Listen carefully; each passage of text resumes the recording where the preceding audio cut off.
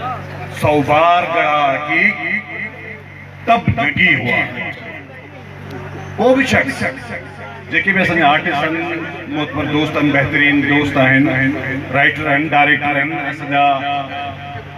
assistant director आहिनि cameraman आहिनि जेके बि आहिनि सभिनी जूं महिनतूं गॾु आहिनि ऐं सभु दोस्त असां गॾु आहियूं असांजो ही सफ़र स्टेज जी दुनिया खां वठी हलंदड़ आहे अॼु ही जेके बि चमकंदड़ सितारा तव्हांजे साम्हूं आहिनि इन सभिनी जूं महिनतूं आहिनि इन सभिनी पंहिंजो आगाज़ ॾुखनि तकलीफ़ुनि ऐं ॾाढी मां सम्झां थो पिया तकलीफ़ुनि सां जेको आहे आगाज़ शुरू कयो आहे अॼु इहे उन्हनि खे इहो मान मिलियो आहे त अॼु उहो इन मीरपुर माथले शहर में एक चमकदड़ सितारे जियां चमकी रहा है इन्हनि में प्यारे में प्यारो दोस्त असांजो उमेद अली कलवड़ नो डाउट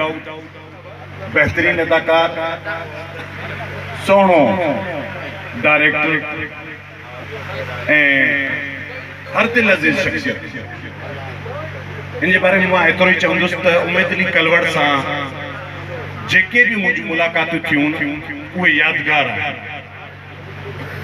के माण्हू अहिड़ा हूंदा आहिनि जेके सदियुनि ताईं पंहिंजी छाप छॾे वेंदा आहिनि उमेद अली कलवड़ उन्हनि मां हिकु आहे उमेद अली कलवड़ तमामु बहितरीन दोस्त सुठो इंसान बहितरीन अदाकार ऐं इन सां गॾोगॾु हिकु सुठो डायरेक्टर बि आहे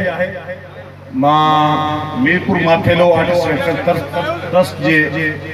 सभिनी दोस्तनि खे सलाम पेश कयां थो त जंहिं असांजे ख़ूबसूरत दोस्त खे इहो मान ॾिनो ऐं उनखे जेको आहे इज़त बख़्शी ऐं असां सभिनी दोस्तनि खे इज़त बख़्शी असां सभु दोस्त संगत साथ डायरेक्टर राइटर जेके बि दोस्त आया आहिनि उहे सभु उमेद अली कलवड़ ऐं Mirpur Mathelo artist welfare trust तरफ़ां हिते कई आया आहिनि वरी महिरबानी लख थोरा